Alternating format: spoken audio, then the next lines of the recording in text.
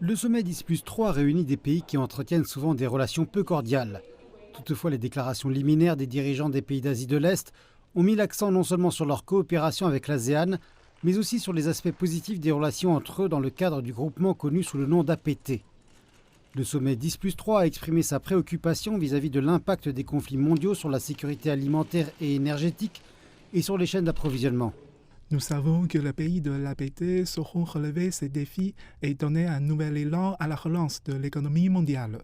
Leur coopération contribuera non seulement au développement socio-économique de nos pays respectifs, mais aussi à la stabilité et au bon fonctionnement du développement industriel et des chaînes d'approvisionnement dans la région et dans le monde.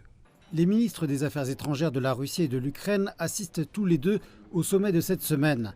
La Russie étant un partenaire de dialogue et l'Ukraine venant de signer un traité d'amitié et de coopération avec l'ASEAN. Plus tard samedi, les dirigeants de l'ASEAN ont rencontré le président américain Joe Biden. Sa présence ici est positive pour le bloc, étant donné l'indifférence apparente de l'administration Trump à l'égard de la région. Aujourd'hui, nous franchissons une autre étape cruciale. Nous ouvrons une nouvelle ère dans notre coopération avec le lancement du partenariat stratégique global entre les États-Unis et l'ASEAN. Ensemble, nous aborderons les plus grands problèmes de notre époque, du climat à la sécurité sanitaire.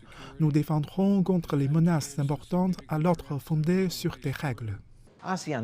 Les pays de l'ASEAN seront cependant préoccupés par les tensions entre les États-Unis et la Chine, en particulier par les restrictions américaines sur l'industrie chinoise, car ce qui nuit à l'économie chinoise nuira sûrement à son plus grand partenaire commercial, l'ASEAN.